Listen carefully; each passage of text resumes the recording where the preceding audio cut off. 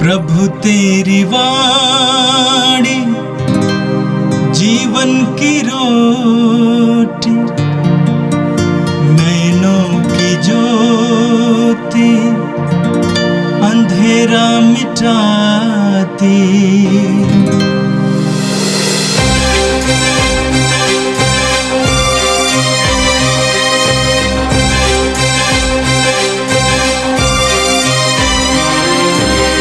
प्रभु तेरी वाणी जीवन की रोटी, नैनों की ज्योति अंधेरा मिटाती।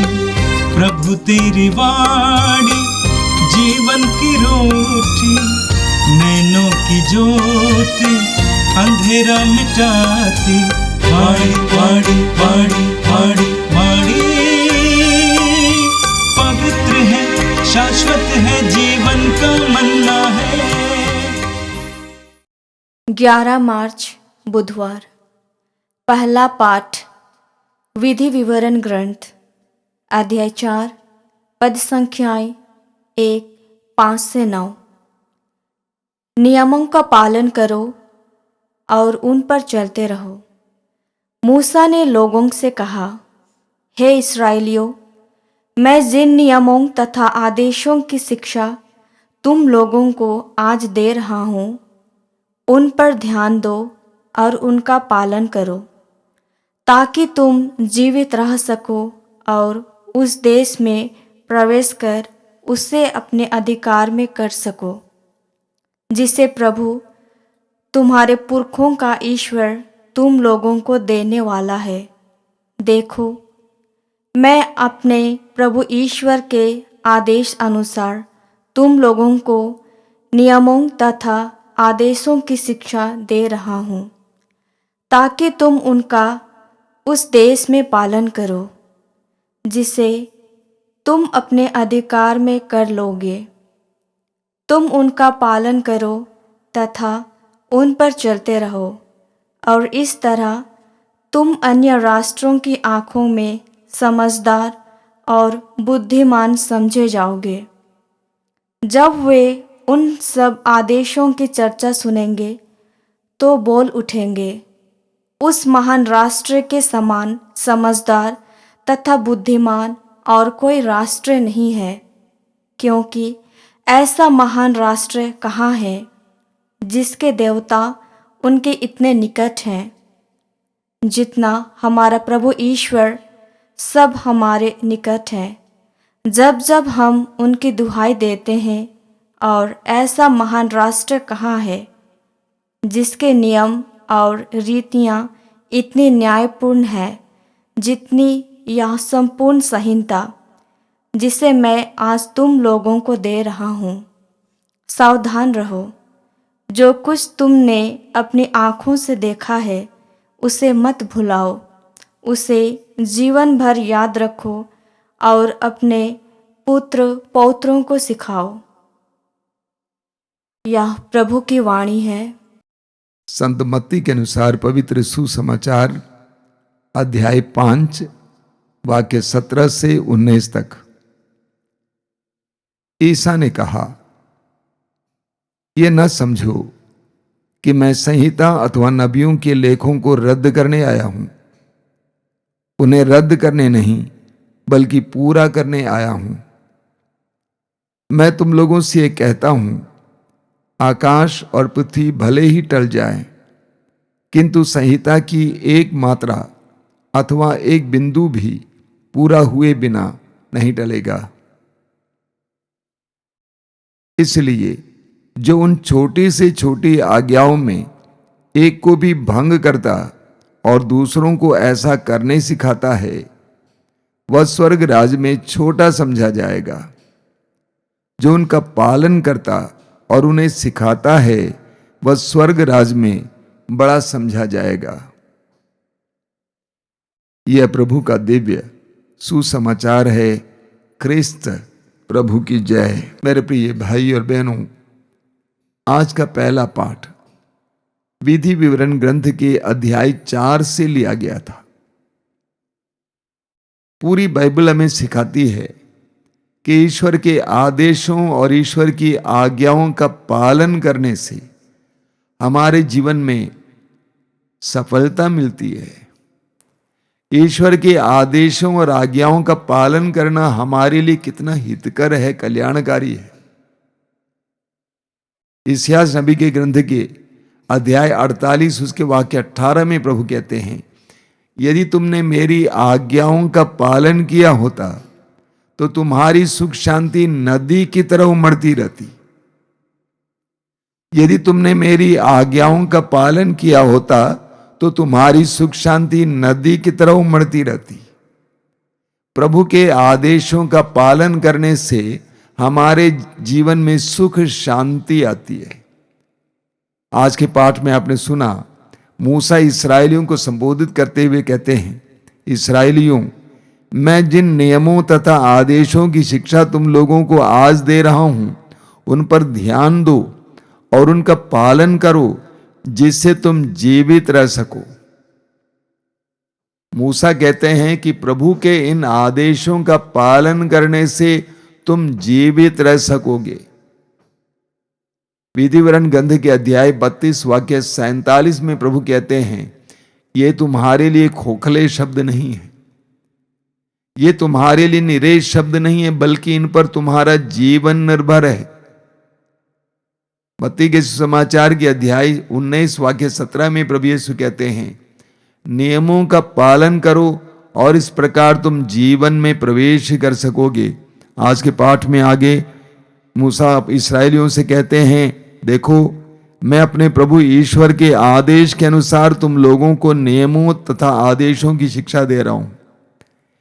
तुम जो देश अपने अधिकार में करने जा रहे हो, वहां उनके अनुसार आचरण करो, उनका अक्षरशः पालन करो, उनका अक्षरशः पालन करो, और इस तरह तुम अन्य राष्ट्रों की दृष्टि में समझदार और बुद्धिमान समझे जाओगे।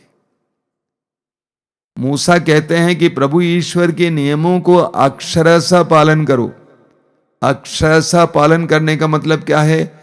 जैसे लिखा गया है वैसे पालन करो, पानी मत मिलाओ, इस प्रकार तुम समझदार बन जाओगे। मत्ती के सुसमाचार के अध्याय 7 वाक्य 24 से 27 तक प्रभु यीशु एक छोटा सा दृष्टांत सुनाते हैं। प्रभु कहते हैं, जो मेरी इन बातों को सुनता है और उसका पालन करता है, वह उस बुद्धिमान व्यक्ति की तरह है जिसने अपने मकान को चट्टान पर बनवाया। वर्षा हुई, नदियों में बाढ़ आई, आंधी चली, उस मकान से टकराई, लेकिन वो मकान नहीं गिरा। लेकिन जो मेरे इन बातों को सुनता है और उसका पालन नहीं करता है, वह उस मूर्ख मनुष्य की तरह है जिसने अपने मकान को बालू पर बनवाया। वर्षा हुई, नदियों में बाढ़ आई, आंधी चली, उस मकान से टकराई और वो मकान ध्वस्त हो गया। हमें बुद्धिमान बनना चाहिए। प्रभु के आदेशों का पालन करने से पवित्र वचन कहता है कि हम समझदार बनते हैं। हमें कहां से प्रज्ञा मिलेगी? सांसारिक ज्ञान हमारे अंदर प्रज्ञा नहीं ला सकता है। हमारे पास बहुत सारी जानकारियां होंगी, बहुत सारी सूचनाएं होंगी, उससे आपको प्रज्ञा और विवेक नहीं मिल सकता है। जीवन में अति आवश्यक प्रज्ञा और विवेक है, और ये हमें ईश्वर के आदेशों और नियमों से मिलता है।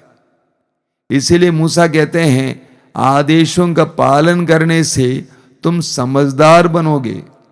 स्तोत्र 119 उसके वाक्य 99 में स्तोत्रकार कहता है, तेरी शिक्षाओं का पालन करने से मैं अपने शिक्षकों से भी ज्यादा बुद्धिमान हूं। तेरी शिक्षाओं का पालन करने से मैं अपने शिक्षकों से भी ज्यादा बुद्धिमान हूं। प्रभु का पवित्र वचन हमें प्रज्ञा प्रदान करता है, हमारी बुद्धि को प्रकाशित करता है। उसी अध्याय के वाक्य 30 में हम पढ़ते हैं, स्तोत्रकार कहता है, तेरी शिक्षा की व्याख्या मुझे ज्योति प्रदान करती है। यानी जब मैं तेरी शिक्षाओं पर मनन चिंतन करता हूं,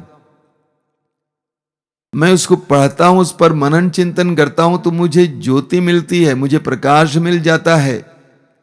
तो मूसा कहते हैं उनका अक्षरशः पालन करो और इस तरह तुम अन्य राष्ट्रों की दृष्टि में समझदार और बुद्धिमान समझे जाओगे। जब वे उन सब आदेशों की चर्चा सुनेंगे तो वे बोल उठेंगे, उस महान राष्ट्र के समान समझदार तथा बुद्धिमान और कोई राष्ट्र नहीं है। क्योंकि ऐसा महान राष्ट्र कहाँ है जिसके देवता उसके इतने निकट हैं। प्रभु ईश्वर हमारे निकट तब होता है जब हम उसकी दुहाई देते हैं। मूसा कहते हैं यदि तुम प्रभु के आदेशों का पालन करोगे तो ईश्वर तुम्हारे बीच में निवास करेगा, ईश्वर तुम्हारे बीच में कार्य करेगा और अन्य राष्ट्र ये देखेंगे और स्वयं कहेंगे कि इनके बीच ईश्वर है, ईश्वर इनके साथ रहता है। मेरे प्रिय भाई और बहनों, हम दूसरों से कैसे भिन्न होते हैं जब हम प्रभु के आदेशों और आज्ञाओं का पालन करते हैं। हमारे जीवन के मूल्य संसार के मूल्य नहीं है, हमारा जीवन दूसरों के जीवन की तरह नहीं है। हमारा जीवन ईश्वर के आदेशों और शिक्षाओं के अनुसार है। हम संसार के शिक्षाओं के अनुसार नहीं जी सकते हैं। जब हम ईश्वर के आदेशों और उनकी आज्ञाओं और वचनों के अनुसार जीवन जीने लगेंगे तो हम स्वतः दूसरों से अलग हो जाएंगे। लोग कहेंगे कि देखो इनको, इनका जीवन देखिए, इनके परिवार को देखिए, इनके परिवार में कितनी शांति है, इनके बीच में कितना मेल मिलाप है, ये कितने बुद्धिमान हैं, ये समझदार हैं। हम विश्वासियों की पहचान यह है। हम दूसरों की तरह नहीं हो सकते हैं, हम संसार के लोगों की तरह नहीं हो सकते हैं। हमारी एक अलग पहचान है। जैसा कि संत पौलुस कहते हैं, हम इस संसार में चमकते तारों की तरह बन जाएंगे। ये तभी संभव है जब हम प्रभु के आदेशों, प्रभु के नियमों, प्रभु की शिक्षाओं को अपने जीवन में जीने का प्रयास करेंगे। आगे मूसा कहते हैं, ना केवल तुम जियो बल्कि कहते हैं सावधान रहो। जो कुछ तुमने अपनी आंखों से देखा है उसे मत भुलाओ, उसे जीवन भर याद रखो और अपने पुत्र पौत्रों को सिखाओ। ये भी तुम्हारी जिम्मेदारी है। न केवल तुम बच जाओगे, तुम प्रभु के आदेशों का पालन करोगे, बल्कि आने वाली पीढ़ियों को भी देना तुम्हारी जिम्मेदारी है। कई मसीही और विश्वासियों को यह सत्य मालूम नहीं है। वे अपने ही बारे में सोचते हैं। उनकी जिम्मेदारी है कि प्रभु ईश्वर से जो ज्ञान प्राप्त हुआ है, जो विवेक प्राप्त हुआ है, जो कृपा प्राप्त हुआ है, उसका हस्तांतरण करें, उसको आने वाली पीढ़ी को दें, उनको भी सिखाएं, उनको भी इस प्रकार की कृपा में जीने के लिए अगुवाई करें। और आज का सुसमाचार संत मत्ती के सुसमाचार के अध्याय 5 से लिया गया था। सुसमाचार में भी प्रभु यीशु मसीह हमें ईश्वर के आदेशों और ईश्वर के वचन के महत्व के बारे में बताते हैं। प्रभु कहते हैं, ये न समझो कि मैं संहिता अथवा नबियों के लेखों को रद्द करने आया हूं। उन्हें रद्द करने नहीं बल्कि पूरा करने आया हूं। प्रभु अपने बारे में कहते हैं कि मैं नबियों और संहिता के वचनों को रद्द करने नहीं आया हूं, बल्कि मैं पूरा करने आया हूं। यही कारण है सुसमाचारों में आप देखेंगे कि प्रभु यीशु पुराने विधान के नियमों और वचनों को नई व्याख्या देते हैं, लोगों को उसको समझा देते हैं। इतना ही नहीं, प्रभु ने अपने जीवन में उन वचनों को धारण किया। प्रभु यीशु मसीह को हम लोग देहधारी शब्द कहते हैं। यूहन्ना के सुसमाचार में आपने पढ़ा है, शब्द ने देह धारण किया और हमारे बीच निवास किया। यीशु में ईश्वर का वचन देहधारी होता है। उन्होंने उन वचनों को अपने जीवन के द्वारा भी पूर्ण किया। इसलिए प्रभु कहते हैं, मैं तुम लोगों से कहता हूं, आकाश और पृथ्वी भले ही टल जाएं, किंतु संहिता की एक मात्रा अथवा एक बिंदु भी पूरा हुए बिना नहीं टलेगा। प्रभु यीशु कहते हैं कि ईश्वर का दिया हुआ वचन अटल है। इस्यास अध्याय 45 वाक्य 23 में प्रभु कहते हैं, मेरे मुख से निकलने वाला शब्द सच्चा और अपरिवर्तनीय है। इस्यास अध्याय 55 वाक्य 11 में प्रभु कहते हैं, मेरे मुख से जो शब्द निकलते हैं बिना उद्देश्य पूरा किए मेरे पास नहीं लौटता है। तो ईश्वर का वचन कितना महत्वपूर्ण है। वो बदलने वाला नहीं है, वो फल लाने वाला है। उसको हम सुनेंगे, उस पर मनन करेंगे तो वो वचन हमारे जीवन में पूर्ण हो जाएंगे। उन वचनों पर हम विश्वास करेंगे तो वे वचन वास्तव में हमारे जीवन में पूर्ण हो जाएंगे। एक एक वचन को इस दृष्टिकोण से सुनना चाहिए, इस दृष्टिकोण से पढ़ना चाहिए। आगे इसलिए प्रभु कहते हैं, इसलिए जो उन छोटे से छोटी आज्ञाओं में एक को भी भंग करता और दूसरों को ऐसा करने सिखाता है, वह स्वर्ग राज में छोटा समझा जाएगा। जो उनका पालन करता और उन्हें सिखाता है, वह स्वर्ग राज में बड़ा समझा जाएगा। प्रभु कहते हैं कि प्रभु का वचन और प्रभु के आदेश इतना मूल्यवान है कि जो उसका पालन करता है और दूसरों को भी पालन करना सिखाता है, वो स्वर्ग राज में बड़ा माना जाएगा। ईश्वर की दृष्टि में कौन बड़ा है? धनी, ज्ञानी, बुद्धिमान, ताकतवर, अधिकारी, प्रतिभावान, ईश्वर की दृष्टि में कौन महान है? इसके बारे में प्रभु आज बताते हैं। जो ईश्वर के आदेशों का पालन करता है, जो ईश्वर के आदेशों पर विश्वास करता है और उसका पालन करता है प्रतिदिन के जीवन में, वह ईश्वर की दृष्टि में महान है। ठीक इसके विपरीत प्रभु कहते हैं, जो उसका पालन नहीं करता है और दूसरों को भी ऐसा सिखाता है, वह ईश्वर की दृष्टि में छोटा समझा जाएगा। मेरे प्रिय विश्वासी भाई और बहनों, मसीह भाई और बहनों, हमारे पास प्रभु का वचन है, वो तो हमारे करीब रहता है। और उन वचनों को जब हम पढ़ते हैं, उस पर विश्वास करते हैं, उसको अपने जीवन में उतारते हैं, तो वे वचन हमारे लिए समझदारी का कारण बनेगा, हमारे लिए शक्ति और जीवन का कारण बन जाएगा। आइए हम प्रार्थना करें। प्रभु, धन्यवाद देते हैं आज के सुंदर दिन के लिए, तेरे अनुग्रहों के लिए धन्यवाद देते हैं।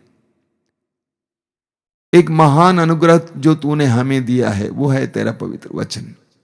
तेरे पवित्र वचनों के लिए हम तुझे धन्यवाद देते हैं और तुझसे प्रार्थना करते हैं, हमें तेरे वचनों के मर्म को जानने की कृपा दीजिए, उन पर विश्वास करने की कृपा दीजिए, उनका अक्षरशः पालन करने की कृपा दीजिए, उनसे जीवन प्राप्त करने की कृपा दीजिए, उनको अपने जीवन में पूर्ण होने देने के लिए कृपा दीजिए।